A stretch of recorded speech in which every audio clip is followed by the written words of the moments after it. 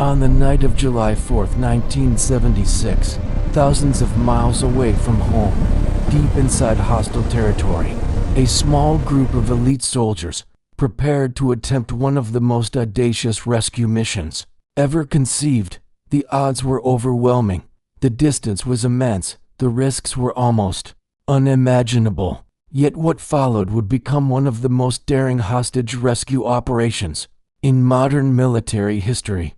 Operation Entebbe. This is the story of courage, precision, intelligence, and extraordinary determination.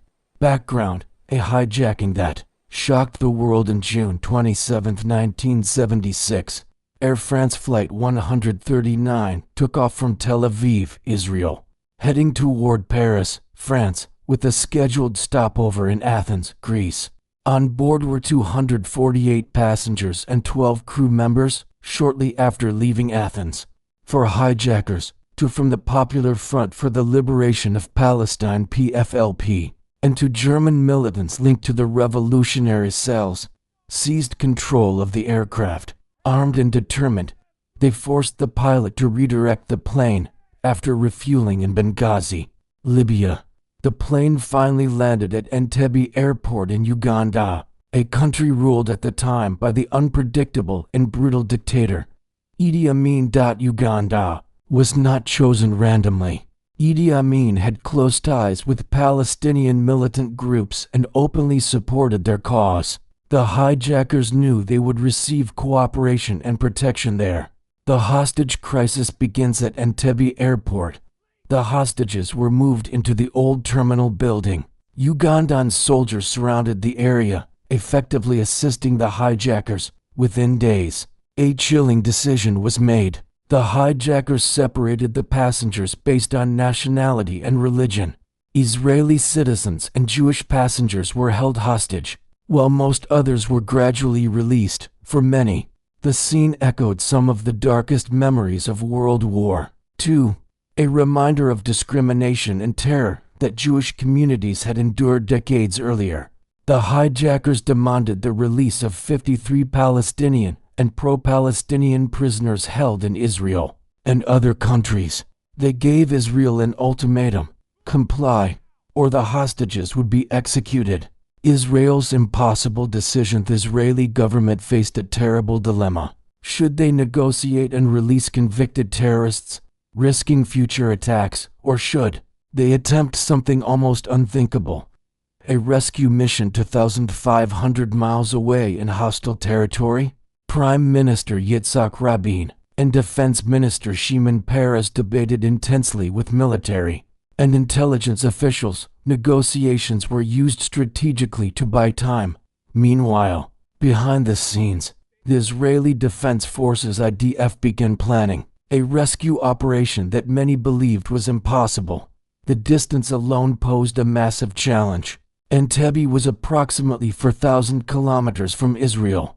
Israeli aircraft would need to fly undetected across hostile airspace, land in Uganda, conduct a complex assault, and return safely, all while minimizing casualties among hostages. It was a mission that required extraordinary intelligence, speed, and precision. The planning, intelligence, and precision. Israel's intelligence agency, Mossad, gathered crucial information. Released hostages provided detailed descriptions of the terminal layout. Construction companies that had built parts of Entebbe Airport supplied blueprints. Every detail mattered: doors, hallways, guard positions. The operation was placed under the command of Lieutenant Colonel Yonatan Netanyahu, leader of the elite Sayeret Matkal unit. The plan was bold. For C-130 Hercules transport planes would fly at extremely low altitude to avoid radar detection. Upon landing at Entebbe, commandos would drive out of the aircraft in vehicles designed to mimic Idi Amin's official motorcade, including a black Mercedes. The element of surprise was critical. The night of the raid, July 3 to 4, 1976. On July 3, the Israeli aircraft took off under strict secrecy. The soldiers sat in silence, aware that failure could mean disaster, not just for the hostages, but for Israel's global standing After flying for over 7 hours at low altitude, the planes approached Entebbe Airport under cover of darkness. The rear ramp of the first C-130 opened. The vehicles rolled out.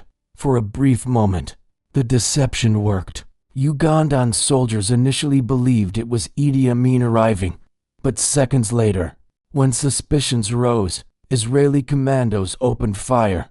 They sprinted toward the terminal building. Inside, the hostages heard shouting in Hebrew, "Stay down, stay down. We are Israeli soldiers." The assault was swift and calculated.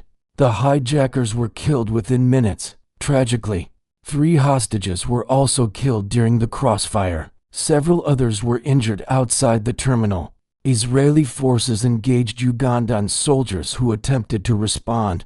To prevent pursuit, Israeli commandos destroyed Ugandan fighter jets on the runway. The entire ground operation lasted approximately 90 minutes. The critical hostage rescue phase took less than 30 minutes. The cost of courage, although the mission was overwhelmingly successful, it was not without sacrifice. Lieutenant Colonel Yonatan Netanyahu was fatally wounded during the operation. He was the only Israeli soldier killed in the raid. His death deeply affected Israel. Yonatan Netanyahu became a national hero, a symbol of bravery and leadership. He was also the older brother of Benjamin Netanyahu, who would later become Prime Minister of Israel. Of the 106 hostages rescued, 100 to return safely to Israel. Dora Bloch, a hostage who had been taken to a hospital in Kampala prior to the raid, was later murdered by Ugandan authorities in retaliation. Global reaction. The world reacted with astonishment. Many Western nations praised the operation as a bold stand against terrorism. Others criticized it as a violation of Uganda's sovereignty. The United Nations Security Council held debates, however. For many observers, the operation redefined how countries might respond to international terrorism. It demonstrated that long-range counterterrorism missions were possible with sufficient intelligence, planning, and political will. Military significance apparent. Entebbe reshaped global counterterrorism doctrine. Military strategists studied the mission for decades. It influenced hostage rescue operations worldwide, including strategies later adopted by elite units such as Sarat Matkal SAS Delta Forseth. Operation highlighted key principles: surprise and speed, accurate intelligence, precise coordination, political courage, long-range logistical capability. It proved that even thousands of miles away, a determined nation could protect its citizens. Political impact for Israel. The operation strengthened national morale. It reinforced the doctrine that the country would not abandon its citizens anywhere in the world. For Uganda, relations with Israel deteriorated completely. Idi Amin's regime became increasingly isolated internationally.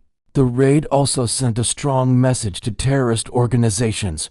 Hostage-taking would not guarantee safe negotiations. Legacy of Operation Entebbe. Operation Entebbe remains a defining moment in modern military history. It has inspired books, documentaries, and films, including Raid on Entebbe. 7 Days in Entebbe. Military academies continue to analyze the mission as a case study in special operations excellence. More than just a military success, Operation Entebbe became a symbol of national resolve. Why it still matters today in an era where international terrorism continues to pose threats. Operation Entebbe serves as a reminder of what meticulous planning and decisive leadership can achieve. It also raises complex ethical questions. When is it justified to violate another nation's sovereignty? Should governments negotiate with terrorists? How far should a country go to protect its citizens abroad? These questions remain relevant today. Conclusion. A mission that redefined possibility. Apparent. Entebbe was not just a rescue mission. It was a statement. A statement that distance would not deter action. A statement that citizens would not be abandoned. A statement that courage, intelligence, and preparation can overcome even the most impossible odds. On that July night in 1976, a small force of determined soldiers crossed continents, faced overwhelming danger, and brought their people home. In doing so, they etched their names into history and redefined what was militarily possible. Operation Entebbe remains, to this day, one of the most daring hostage rescue missions in modern military history.